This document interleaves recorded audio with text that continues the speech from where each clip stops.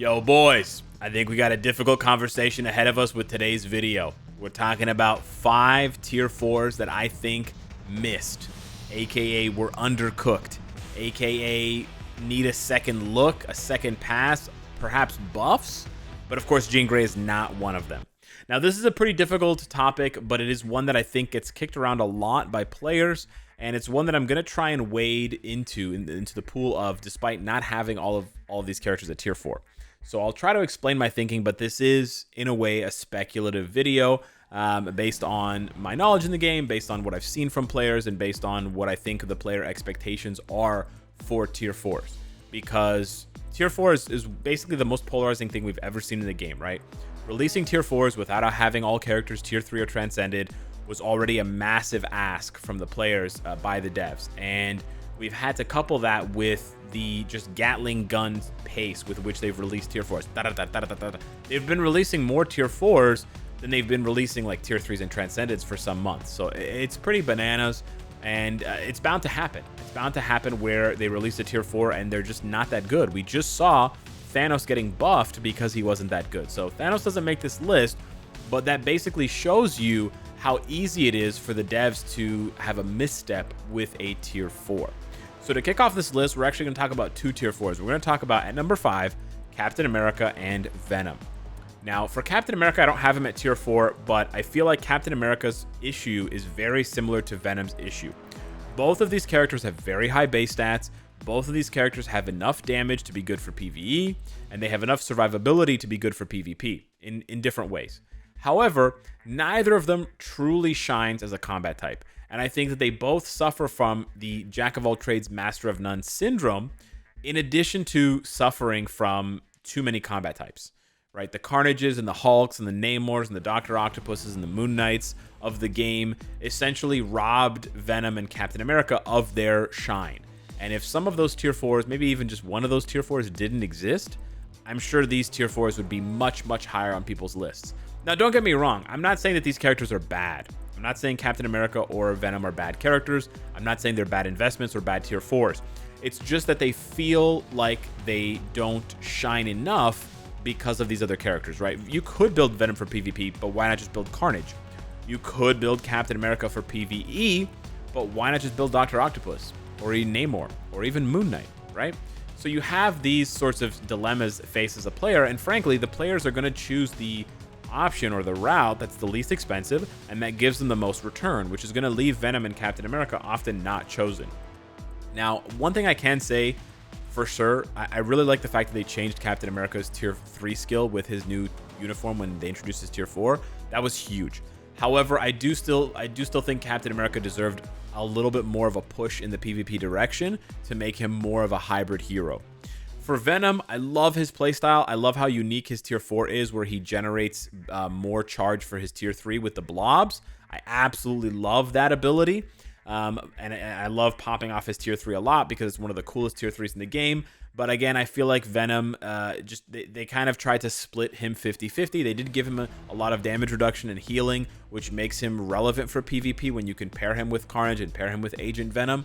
But I feel like that's a lot to ask for a character that's still going to underperform in some cases. So I feel like they should have gone all in on PvE and really made him crank out damage for PvE, which would justify the full investment, because then you're like, okay, I'm charging up this tier 3 because it hits so damn hard because he's a PvE powerhouse. So yeah, that's my number 5 ranked characters for ones that I think sort of missed the mark, were sort of undercooked. They were also the ones that really triggered the creativity to make this video. But now let's kick it off with another tier 4 that I have, Professor X. And so for Professor X, this is a tough one because we have a lot of mutant tier 4s already. If you just sort by mutants, you'll see we already have a lot of them. And we actually already have 2 blast types. And the issue for me with Professor X, despite the fact that I do think he's kind of a better version of Magneto, is I still don't think they went far enough. So with Magneto being a villain, as a blast villain, he occupies a very unique space, and he's going to have value for a long time. They're not going to tier 4 Strife or tier 3 Strife anytime soon. There's just not a lot of blast villains that they can pull from to upgrade, right? They're not going to necessarily do like Mephisto or something like that. So he's safe for a while. But in Professor X's part here, in his category, he's still just a blast hero male. And for that, he's going to have to then compete with Iron Man and compete with these other characters. And that makes it a lot tougher for him. And I just don't feel like he brings enough of a buff. He isn't a seasonal uniform, which is good like Magneto. But on the other hand, he just doesn't fill enough of a niche to feel like his value is there. And then you combine that with the fact that he still has some of the sort of downsides, like he can still be a bit wonky to play. He needs a very high investment to really shine for the content that he's made for by default, which is kind of cringe. Like, Magneto doesn't even need his uniform to easily cap ABL and dominate ABX. So Professor X, yeah, it just seems like they didn't quite cook him. He was almost there. He was almost cooked. But if they had just tweaked his damage a little bit, tweaked his survivability a little bit, it would definitely be a justification. I think that they didn't because they didn't want to make Magneto seem obviously worse, like just like categorically worse than Professor X. But I think in the end they sort of made him a little bit undercooked, and that's kind of a bummer. Another blast type coming up at number 3 that I do think is undercooked, and I don't have him tier 4 for this reason, is StarLord. And for me, for StarLord, it really is in a way like Venom, where you look at his tier 4 and you're like, this looks really cool. He gets increased max HP, which is an interesting concept. And then he gets this continuous heal, which is really cool. But then he sucks for PvP. So it really just begs the question. Not only does he suck for PvP, but he needs this badly to the point that he is very fragile at tier 3. He has insane damage, but he's so fragile like a storm that he frustrates the hell out of you to play, that you're just going to be forced to tier 4 him. And that's where I think the sort of dev development and the quality of the development, it really falls off. Because the character being designed in that way, where these later upgrades are filling in and sort of fixing the flaws. It's like Moon Knight, right? Moon Knight was good for his time, but now he's kind of cooked because he takes so much damage. He doesn't have any damage reduction. He gets hit so hard that even with his heal, even with his tier 4 heal, he can get destroyed by some very high, like if you go to very high levels of World Boss Legend. I feel the same way for StarLord. So I'm a little bit disappointed, and I'm actually harder on StarLord than I am on Moon Knight because Moon Knight's a year old now.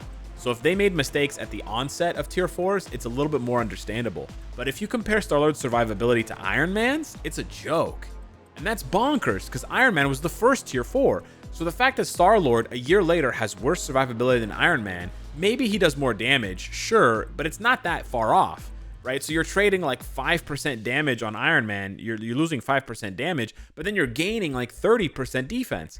I'll easily take that any day. Iron Man's way easier to play, right? So yeah, I feel like StarLord was a little bit undercooked, but not quite as undercooked as our second place. And our runner-up for, I think, the most cooked tier 4 is AntMan. And I say this with a heavy heart because I love AntMan, but when Spider-Man came out before him, and Spider-Man was very obviously PvP oriented, it was the kiss of death. Because like some other character types that we've talked about, AntMan as a speed hero human male just doesn't have any content to shine in. And yeah, it's really cool that I can get big and punch Dormammu. Like, he has really cool animations, and he's really dope when you're growing and shrinking. Like, it looks really cool, but there's just not a lot of content that justifies his value. And I think the devs should have looked at that before they sent him out, you know? So I feel like if they had tweaked him a little bit, you know, especially for characters that don't have a lot of value, they can be stronger because they're more niche. But if the character is already very niche and then they're just about the same power level as other characters, you're sort of just scratching your head like, what's the point? It sort of begs that question. So unfortunately, that is how I feel about AntMan. I love him. I think he's super fun to play.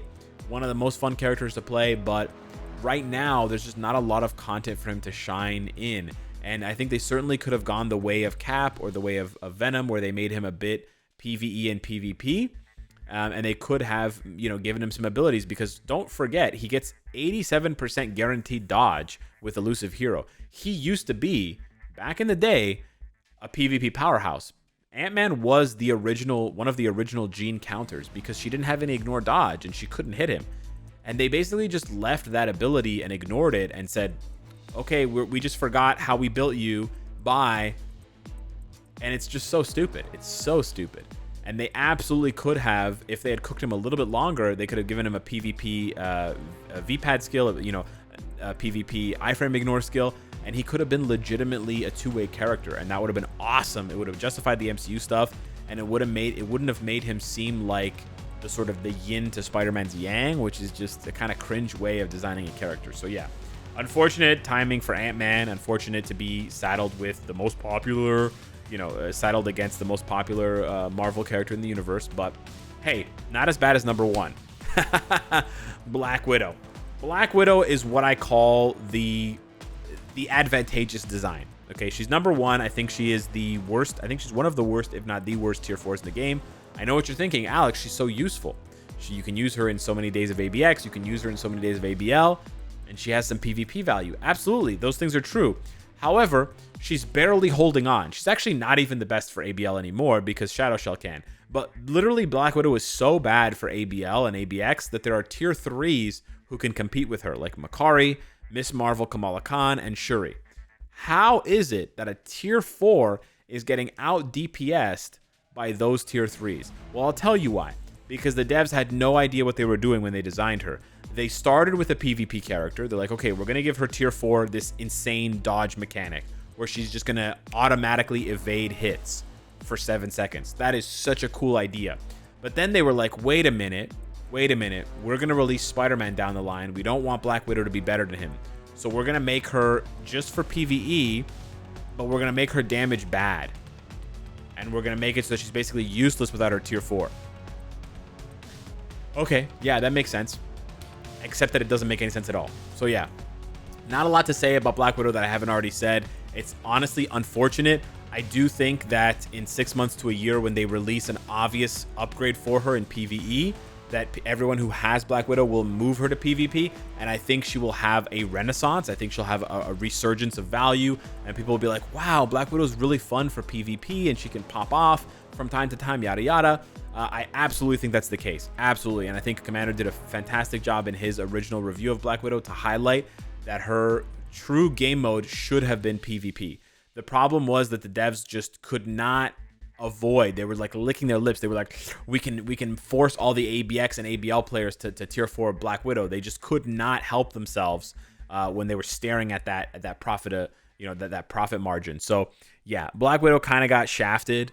She could have been amazing for PvP. She could have been so much fun for PvP, but they sort of went half and half, and they gave her the bad half essentially of both options. But yeah, that about does it for the top 5 tier 4s, in my opinion, that kind of missed, that were kind of undercooked, and honestly could all use buffs.